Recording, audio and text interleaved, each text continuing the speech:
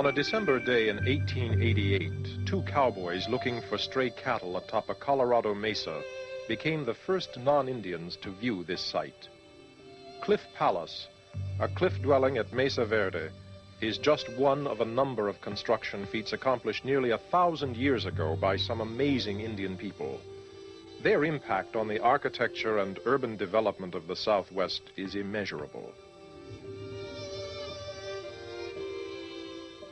Anthropologists call the people who built the cliff houses members of the Anasazi culture.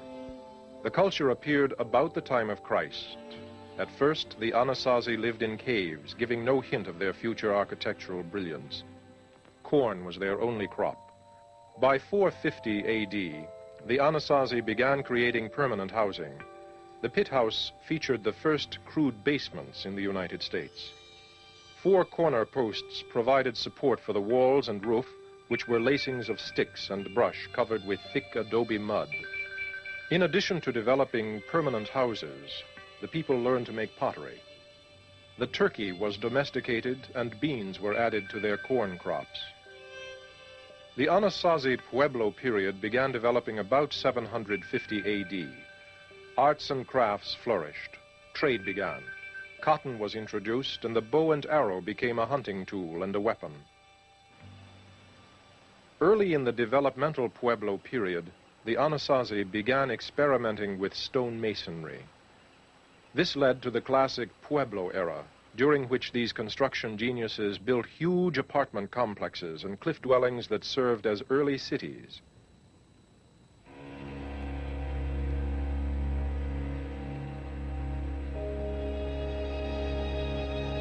The ruins of Pueblo Bonito at Chaco Canyon, New Mexico, show the remains of what were truly marvelous achievements in stone masonry, engineering, architecture, and urban planning. Pueblo Bonito rose to a height of 5 stories in some places, making the Anasazi the nation's first high-rise apartment dwellers. The complex covered 3 acres and contained 800 rooms in which more than 1,000 people lived. For support, the Anasazi builders made the walls thick at the base, tapering to the top. The outside veneer had the artistic touch of craftsmen. Each stone of the proper size was placed so as to be pleasing to the eye. Unlike their Anasazi brothers at Mesa Verde, the people of Chaco Canyon shunned the cliff sides and did their stone masonry on the canyon floor. The circular rooms were kivas, religious and ceremonial areas that had covered tops when the Anasazi used them.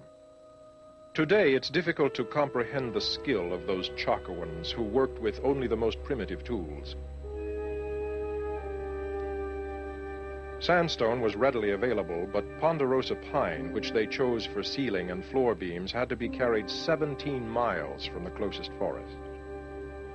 Even more striking is the fact that Pueblo Bonito was a planned community from its beginning.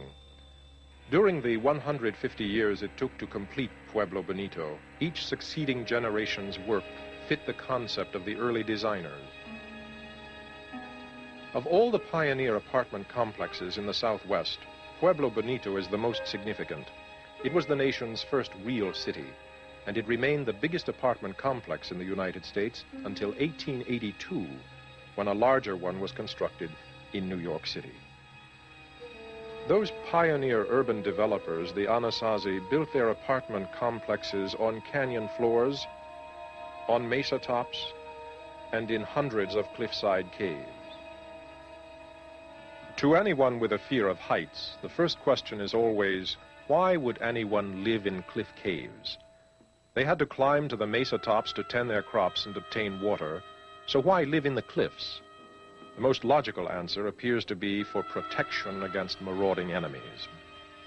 But why did these people abandon their great apartment cities all across the Southwest shortly before the year 1300?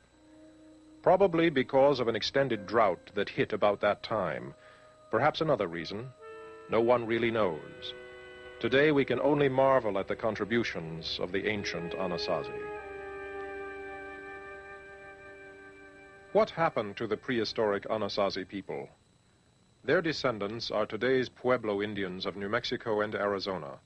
The Anasazi's long-standing desire for urban living is evidenced in Pueblo towns like Acoma, Sky City. Pueblo Acoma claims to be the oldest continuously occupied town in the United States, a claim that is contested only by the Hopi town of Old Oribe. Both have been inhabited for about 1,000 years. The impact of the Anasazi builders is clearly evident in the classic village of Taos Pueblo in northern New Mexico. It has no running water, no electricity, no modern conveniences at all. Yet Taos Pueblo has a beauty that reflects the Anasazi architecture of 1,000 years ago. Taos dwellings are stair-stepped up to 5 stories high. Like their ancestors of long ago, residents of the upper floors must use ladders to come and go. Old beehive-shaped ovens are still fired up each day by Taos Pueblo women, for there is bread to be baked. This has been the daily ritual among Pueblo women for centuries, and none of today's electric or gas-heated ovens does a better job of baking bread than those old adobe kilns. With increased concern over energy shortages, modern builders are grappling with problems of heating and air conditioning.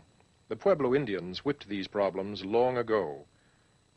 Their thick adobe clay dwellings are cool in the summer and warm in the winter. Today's engineers call it utilizing mass to achieve better insulation.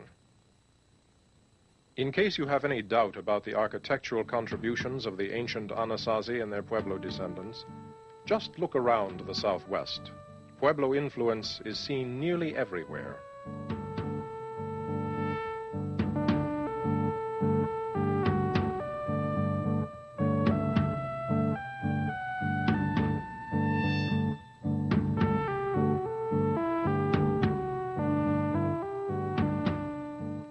Even before the Anasazi began their architectural achievements in the Southwest, other Indian people were accomplishing